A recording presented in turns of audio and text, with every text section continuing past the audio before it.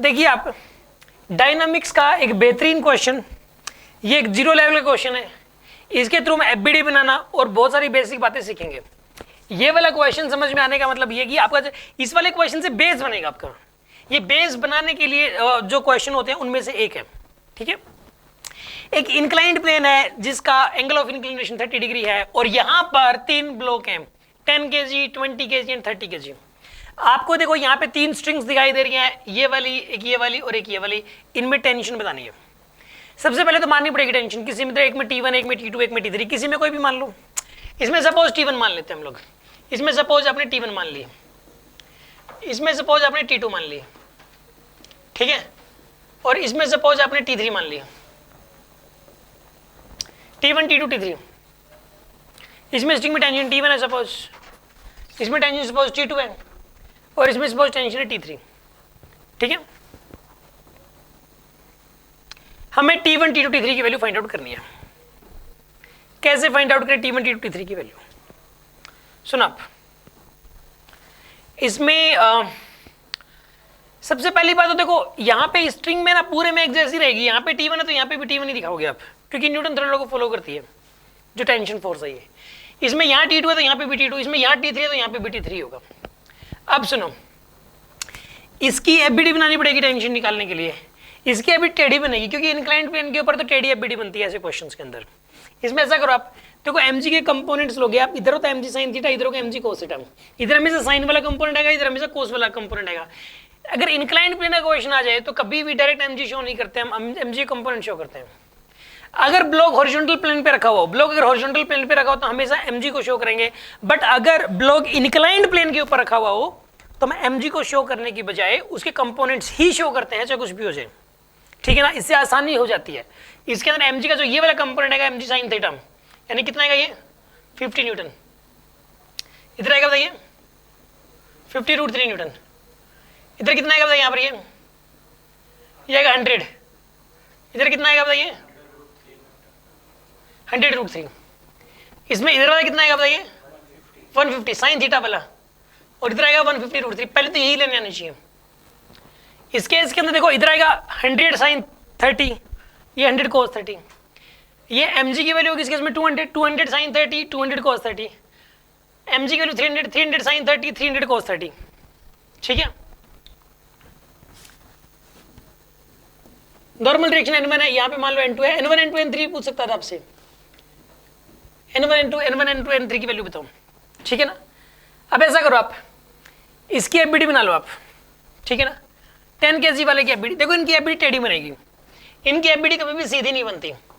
इनकी एफबीडी ऐसे बनाओगे आप, ऐसे टेढ़ी, और 10 kg को आप ऐसे शो करोगे आप। यहाँ पर मैं आपको एफबीडी बनाना सिखा रहा हूँ। इंक्लाइंड प्लेन के केस में एफबीडी कैसे बनाई, ये इस क्वेश्चन से पता लगता है। ये 0 लेवल की बातें हमें इस क्वेश्चन से सीखने को मिलती है। यहाँ तक समझ आ गया आप सभी को? कुछ रिपीट करने की जरूरत नहीं है ना, पक्का? सुनो बाप, इस 10 kg की बात करते हैं। 10 kg पे कितने फोर्स लग रहे हैं, चलो ये बता दो, कितने लग रहे हैं? आप बताओ कितने लग रहे हैं? 10 kg पे कितने फोर्स लग रहे हैं ये बता दो चुपचाप। mg के तो 2 कंपोनेंट हो गए, 2 तो ये हो गए। mg को मत बोलो, ये कंपोनेंट बोल दो, 2 तो ये हो गए। और बताओ, T1 लग रहा है इस पे T1 लग रहा है। और बताओ, बस N1 नहीं लग रहा, N1 फोर्स नहीं है। फिर N1 भी तो फोर्स, 4 लग रहे हैं इस पे, 4 लग रहे हैं ना। बताओ, इधर लग रहा है 50, इधर लग रहा है T1, इधर लग रहा था ये 50√3, इधर लग रहा था ये N1। अब बनाते 20 kg की एफबीडी।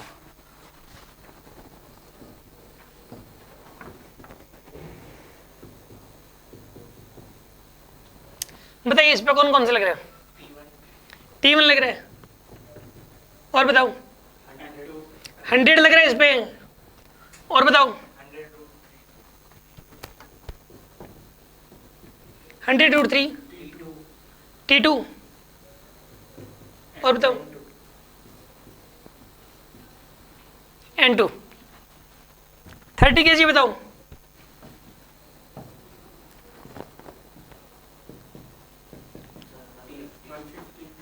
बताओ T2 लग रहा है, और बताओ 150 लग रहा है, 150 रूट 3 लग रहा है। इधर बताओ क्या लग रहा है, n3। और बताओ t3। ये 5 लग रहे हैं इस पे। पहले तो ये बताओ इन फोर्सेस में कोई प्रॉब्लम किसी को, इन फोर्सेस को दिखाने में, इनकी डायरेक्शन दिखाने में, इनकी वैल्यू लिखने में कोई प्रॉब्लम यही नहीं होनी चाहिए। बस एफबीडी बनाना सीखना ही हमारा पर्पस है, सोल्व तो हो ही जाएगा। एफबीडी बनाना सीखना ही हमारा मेन पर्पस था। इसके अंदर बताइए आप T1 की वैल्यू कितनी जानी चाहिए बताइए, 50 न्यूटन। और N1 की वैल्यू बताओ 50 रूट 3 न्यूटन। यहां बताओ N2 की वैल्यू कितनी जानी चाहिए, N2 की वैल्यू 100 रूट 3 आएगी यार, N2 तो। और T2 कितना आएगा, T1 प्लस 100, और T1 कितना आएगा 150 आएगा आंसर। यहां बताओ N3 कितना आएगा बताइए, 150 रूट 3। T3 की वैल्यू कितनी आएगी यहाँ पे, T2 प्लस 150। T2 की वैल्यू पुट करो यहाँ पे 300 आ जाएगी। ये T1 T2 T3 निकल गया आपके पास। समझ में आया कि नहीं आया, पक्का?